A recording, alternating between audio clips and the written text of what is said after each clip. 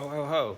It's Kareem Habibi from Keeper's Nursery, and today is, I'm going to say, the 18th of December 2025. I'm in a celebratory mood. I've just finished sort of the work for 2025, I guess, apart from emails and stuff like that. But essentially, I'm in the barn right now.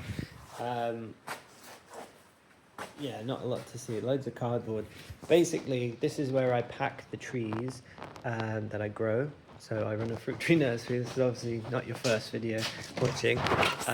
Today is one of those horrible sideways rainy days. There's the nursery. It is awful out there today. It's sideways, horrible rain. We've had 12 millimeters of rain so far today. It will probably go up to at least 15. Has been really nice and dry the last 2 weeks actually, but yeah, just as I finished, perfect, yeah, done. It's wet. Anyway, I'm inside now. I finished. I guess it's like it's 1:30 right now. I'm gonna do about an hour of seeds. So these are loads of pots of hummus, but they've all got seeds in. So 2 nights ago, I actually went through my magical fridge full of hummus pots, and it's like a hummus graveyard, and I actually looked through. So I've got like lists of obviously what was in the inventory. Apologize if the rain is actually making the audio for this awful. Can't do much about that. So I went through a list and I went through and basically opened up every single pot and looked inside all of the pots to see which of the 2,000 or so seeds I've got are germinating right now imminently and need to be potted straight away. I already knew some of them were germinating. So basically they'll, for example, this one's Bethan Vistabella. It says the 3rd of September 2025 on it. That means that those seeds were actually collected on the 3rd of September. So they have spent the whole of September, October, whole of November and half of December. And those seeds are, let me open these up. Well, you can see the roots are actually growing out the top there.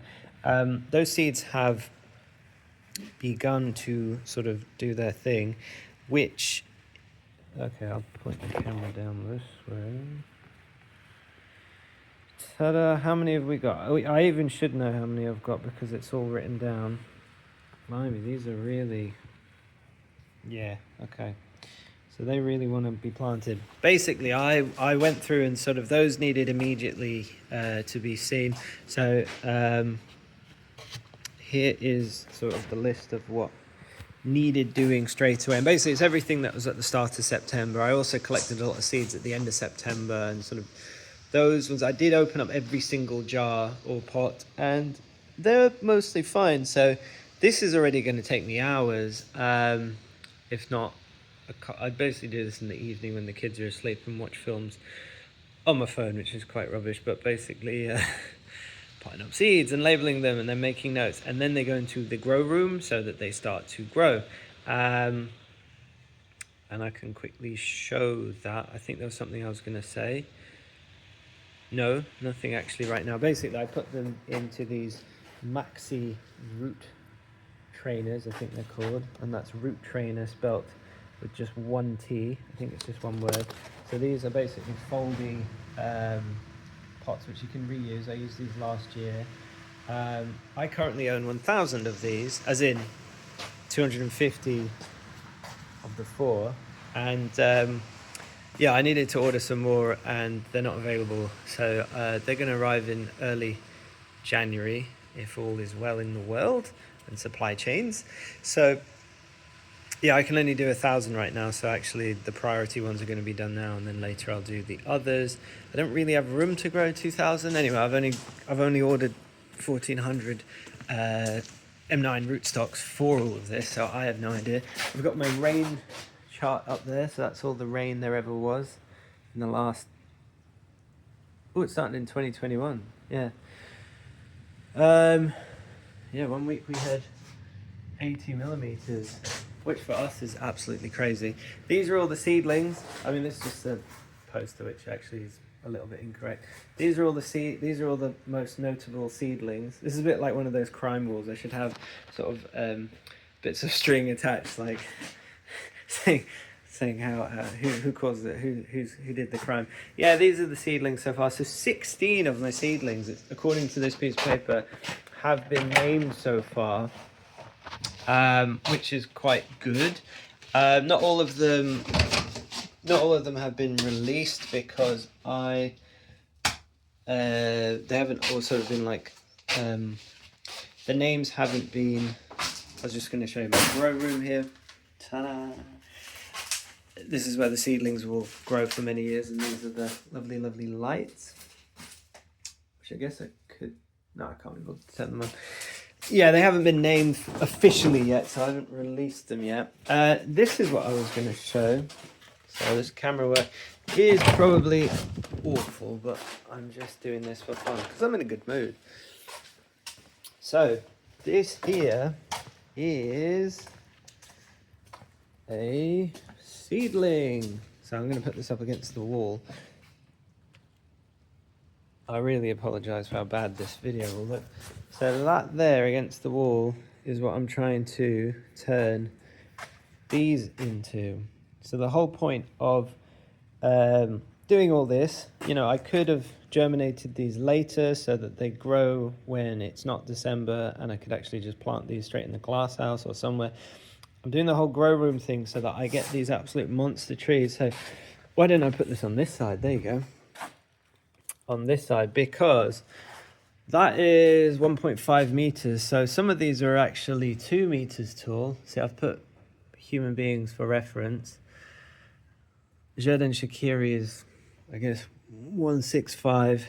Danny DeVito's 1.4. All my boxes are about 1.5. Wee man.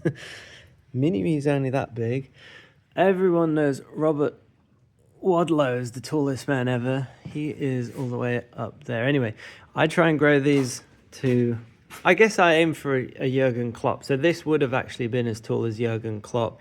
I cut the top off. I probably grafted with a bit of the wood around here because you can't really graft at the very top of the Jurgen Klopp bit because that's... Jurgen Klopp's a football manager. He's a good guy. I assume. He seems like a lovely guy. But yeah, I would have grafted up here. The whole point being that there are so many nodes down here, and if you graft with one of the lower nodes, it's going to be sort of juvenile, whereas if you go up there, that's grafted with something that's a bit more mature, then what happens is when I graft these out, so I graft them to a very low bit on an M9, which is outside. Those, well, the ones I would have grafted with this one is lying dormant right now, but next season in 2026 that will go straight up to another sort of 1.5 or whatever meters, and then I'm hoping this top section here, which would have effectively been 3 or so meters up in the sky, will be mature and will start fruiting, and that will be really, really, really good news because then you get fruit within 3 years of collecting seeds. Also, I just wanted to show what the juvenile roots look like, which the seedling roots look like. Which, I mean, these are obviously pot grown, but it's interesting to me to see the roots here. So when you buy a tree from me, I haven't got any examples in the barn right now. You get a much more balanced tree. Obviously, these are grown in a pot in glass, so they can't really survive outside because they don't have any strength. But when you buy a tree, if you did get a tree and it had a dinky little root like this and was that tall, sort of alarm bells. You want a nice big massive root and thicker growth, and you don't actually want it that tall, because if I planted this outside it would just bend over and it would not be very happy, because that can't really do much and it's not good anchorage. Anyway, I will hold on to this because it's quite fun to have one of these. But yeah, I hope that everyone else is busy doing the same thing as me. I really don't know if you are, but maybe not. This is the second to last Primrose Pippin I've got left over. So just another plug for the reason I do all this. It's to come up with good new seedling varieties. So breeding apples is I think it's important because it really improves the apples that we have growing in this country and probably eventually in other countries. But I mean, this apple. So on the 14th of November 2022, I think it was, I first came across this apple completely by chance.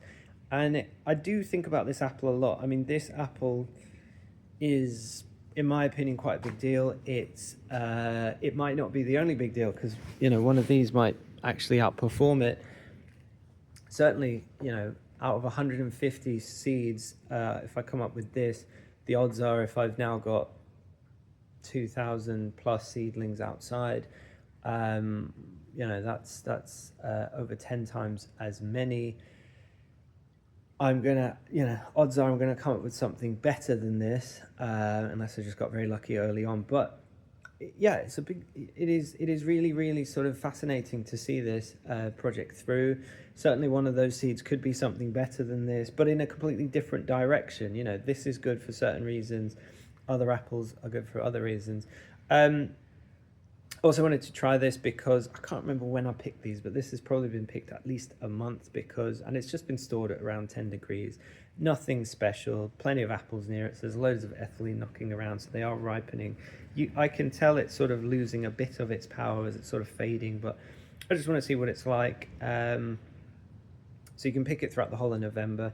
The reason it's very good, it's basically, the best way to describe it is that if you like the sort of modern crisp apple, a lot of those apples are sort of lacking in many ways, in that they might be crisp but they're also a bit dense, or they might be crisp but they might be a bit dry, or they might be crisp and they don't actually have that much flavor, or they might be crisp and they don't actually have, they're sweet but they don't have any acidity to balance it. This just basically maxes everything out and says, like, well, apart from, I will say, appearance-wise, it's not super duper memorable. I wouldn't say it is, a 10 out of 10 in terms of appearance. I'm not saying it looks bad in any way. It certainly has like a nice, kind of golden delicious-y looking long stalk thing going on with a nice red. So it's better than other yellow sort of golden delicious type looking apples, but it's not a big shiny red thing with a lovely sort of, particularly attractive looking shape to it, but I think it looks fine. Other than that, it is pretty much flawless. And let's see what it's like after a month of storage, because it will fade, but it's good to know how long you can sort of push these things until you should, when should you have eaten all your Primrose Pippins by. So let's see.